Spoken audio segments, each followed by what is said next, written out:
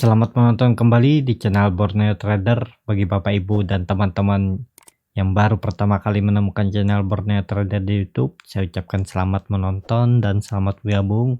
Seperti biasa, saya akan menganalisa lagi bagaimana perkembangan pergerakan indeks untuk seminggu ke depan, dan juga ada 5 saham yang akan saya analisa.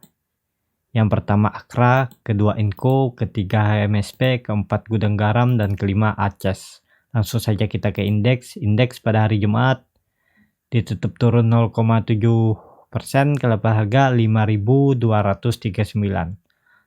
Dan Bapak Ibu bisa lihat asing kembali net sell pada hari Jumat sebesar 958 miliar. Langsung saja kita ke teknikalnya. Cara teknikal, IHSG breakdown ya. Breakdown EMA 20 nya dan tutup di 5.239, tapi sempat mantul dari supportnya di 5.200. Kemana arah IHSG? Kalau di hari Senin mampu rebound dan breakout kembali EMA 20 dan minimal tutup ya, minimal tutup di 5.280 sampai 5.285, ya ada potensi bagus IHSG akan menguji lagi EMA 200-nya di 5.350. Tapi kalau IHSG hari Senin atau seminggu ke depan breakdown dari 5.200, arahnya ke 5.100 lagi. Tapi Bapak Ibu nggak perlu panik ya, karena seperti yang saya share di grup Telegram, kebiasaan memang di bulan September di chart bulanannya IHSG lebih sering koreksi ya, tapi koreksinya nggak pernah yang dalam banget. Jadi kalau saya lihat harusnya 5.100 ini dipertahankan ya untuk IHSG. Jadi seperti itu aja untuk IHSG. Indikator MACD membentuk dead cross dan garis biru sudah mengarah ke bawah, bar chart juga di bawah 0 juga makin ke arah bawah. Kita langsung saja ke saham pertama. Saham pertama ada Akra. Akra pada hari Jumat ditutup turun tipis 0,35% ke level harga 2.850. Sempat menyentuh level tertingginya ya di 2.920, kemudian kembali ke zona merah.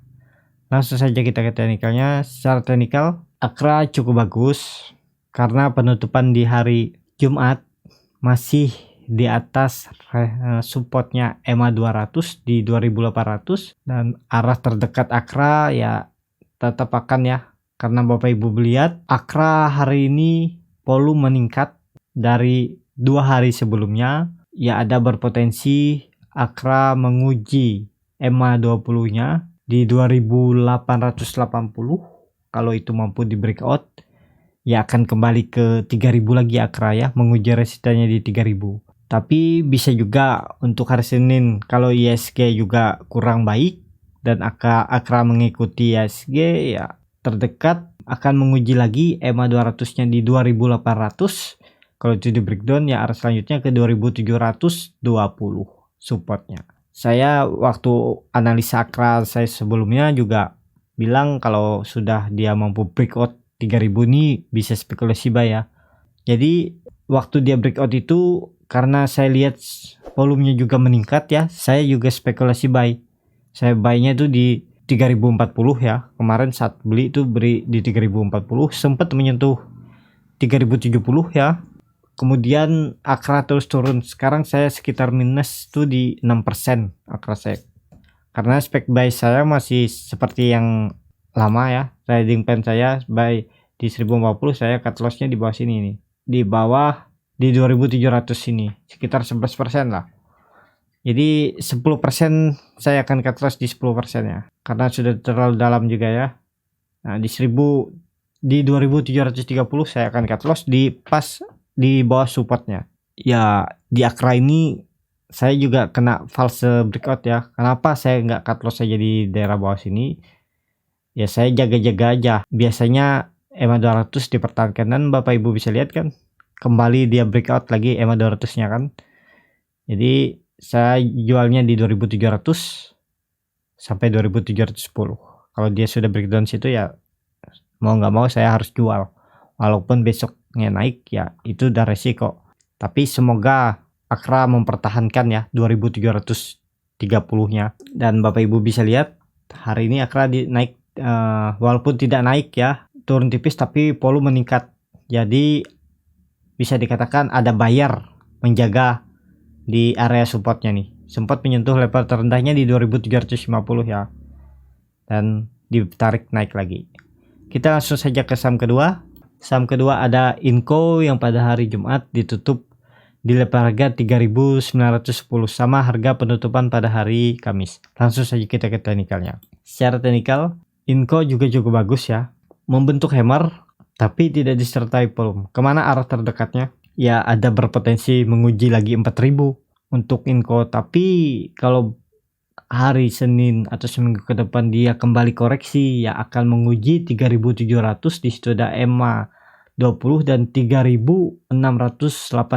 Di situ ada support yang ditarik garis. Apakah bisa spekulasi buy? Ya tarik aja sini nih. Nah, cut lossnya di 3.570 bisa aja Bapak Ibu cut loss di situ. Take profitnya terdekat aja nih. Resistennya ini di 3000, di 4010 sampai 4020 sekitar 3,8% ya. Jadi lebih besar potensi lossnya. Tapi kalau dia mampu breakout ya Bapak Ibu pasang target atau trailing stop di 4.390 sampai 4.400 sekitar 13%. Dan kemungkinan besar juga kalau Inco ini breakout ya, kemungkinan besar akan ada partisipasi buyer. Dilihat aja kalau volumenya meningkat ya bisa spekulasi buy di atas.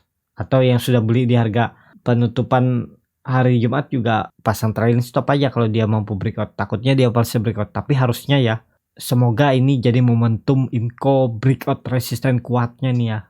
Resisten kuat yang terbentuk dari tahun lalu ya. Dari bulan Februari 2019. Sempat 2 kali diuji. Di 2019 di bulan 2, kemudian di 2019 di bulan Agustus, dan di bulan Agustus hari tahun ini sempat menyentuh tapi kemudian dibawa turun. Nah, semoga ini menjadi momentum untuk INKP untuk Inco melanjutkan kenaikan. Target selanjutnya saya pasang di 4.400. Itu potensi profit kalau beli di harga penutupan hari Jumat di 13%. Untuk swing trade ya, jadi mana dulu tercapai aja. Yang penting siapkan trading plan saat beli. Cut loss di harga berapa, take profit di harga berapa. Kalau masih berada di area trading plan, ya Bapak Ibu hold aja terus sahamnya. Jadi seperti itu. Untuk Inco kita langsung saja ke saham ketiga. Saham ketiga ada HMSP yang pada hari Jumat ditutup di level harga 1.640 sama harga penutupan pada hari Kamis. Langsung saja kita ke teknikalnya. Secara teknikal, HMSP membentuk doji dan membentuk doji di area support 1625 dan tutup di 1640. Potensi kemana HMSP? Kalau dilihat dari indikator MACD tidak ada peningkatan yang makin dalam bar chart, walaupun indikator garis birunya masih mengarah ke bawah, ya ada peluang menguji resisten di EMA 20-nya di 1680 selama kalau minggu depan dia tidak breakdown dari 1625. Kalau dia breakdown dari 1625, potensinya ke 1530 lagi ya. Saya juga punya ini sama MSP masih loss juga nih. Masih dalam kondisi loss juga HMSP saya, tapi saya akan tambah lagi ya di bawah di 1530, dan di 1000 sini juga akan saya tambah sedikit mungkin di minggu depan. Kita lihat aja dulu. Tapi kita lihat juga minggu depan kalau dia masih bermain di atas supportnya di 1605, ya saya akan tambah sedikit di sini. Kalau dia ternyata minggu depan breakdown, ya tambah lagi di bawah sini. Jadi seperti itu. HMSP juga masih di bawah harga wajarnya ya. Jadi masih ada peluang bagus untuk ke atas. Yang penting time frame-nya aja kita perpanjang 1-2 tahun lah. Target saya biasanya 1-2 tahun. Di saham fundamental bagus itu untuk tahun ini ya, time frame-nya di 1-2 tahun itu akan kemungkinan besar itu balik ke harga wajarnya tuh sangat besar. Jadi seperti itu aja untuk HMSP. Kita langsung saja ke saham keempat. Saham keempat ada Gudang Garam yang pada hari Jumat ditutup naik 1,55%, dibawa ke atas di sesi akhir perdagangan ya. Ke level harga 47.475. Wah, angka cantik ya, 47475. Kita lihat secara teknikal. Secara teknikal, gudang garam candlenya lebih bagus ya. Candle hari Jumat lebih bagus daripada candle HMSP. Walaupun kita lihat indikator MACD mengarah masih ke bawah dan garis biru sudah di bawah perbatasan 0 dan bar chart di bawah 0 ya, masih sama seperti 2 hari bar chart sebelumnya ya. Tidak turun yang lebih dalam, tapi sama. Potensi kemana untuk gudang garam? Ya akan menguji 49.000 ya. Resistennya EMA 150 di 48.540 dan EMA 260 nya di 49.000. Ke arah situ gudang garam. Kalau di minggu depan dia tidak breakdown ya, kalau masih bermain di area atau di atas support 46.400 ya, Bapak Ibu bisa spekulasi buy. Di harga penutupan hari ini bisa spekulasi buy, cut loss-nya di bawah lowernya hari Jumat aja. Di 45, nah, kita agak bawahin dikit di 45.500, bisa cut loss di 45.500 dengan potensi profit di 49.000 di 3,46%. Tapi kalau itu di breakout ya kita pasang langsung target tuh agak jauh dikit aja, langsung di 50.000 di 49.900 di resisten sideway-nya ya. Ini bisa dikatakan resisten sideway-nya dulu yang kuat. Saat dia breakout dia malah terbang ya, kita lihat. Nah, setelah dia breakout dia terbang itu sekitar 7%. Jadi bisa dikatakan ini adalah resisten kuatnya. Jadi kita pasang target langsung di 50.000 aja. Di 5% ya hampir sama ya. Cut loss-nya di 4,3%, take profit-nya ya di 5,18%. Jadi seperti itu untuk gudang garam. Sekarang harga di area support ya. Kita langsung saja ke saham terakhir. Saham terakhir ada ACES yang pada hari Jumat kemarin ditutup turun 1,23% ke level harga 1.600. Langsung saja kita ke teknikalnya. Secara teknikal ACES membentuk hammer juga ya. Sempat dibawa ke bawah. Ini kita hapus dulu ya. Analisa saya sebelumnya juga masih belum ya. Masih belum menyentuh harga cut loss ya. Saya cut loss-nya di bawah EMA 150-nya itu sekitar 9% ya. Hampir sama harganya sama hari ini. Masih bisa dipakai ya spekulasi buy-nya. Tapi Bapak Ibu bisa lihat ada potensi bagus untuk ACES kalau dilihat dari indikator MACD. Setelah mengarah ke bawah, garis biru dan merah mulai melandai dan bar chart di bawah 0 juga mulai mengecil atau menipis. Dan lihat ini mulai melandai saat naik 3 hari ACES dari supportnya 1560 dengan disertai volume, dan saat dia koreksi volume mengecil. Jadi ada potensi terdekat ACES menguji EMA 20 nya di 1630. Kalau itu mampu di breakout ya arah selanjutnya ke 1690 sampai 1700. Semoga 1560 ini dipertahankan ya. Kalaupun minggu depan ACES menguji kembali malah 1560 ya, ada kalau mampu breakdown ya bisa ke 1500 bahkan ke 1480. Jadi spekulasi buy-nya masih bisa dipakai yang strategi trading plan saya waktu dulu ya. Kalau saya dulu belinya di 1620.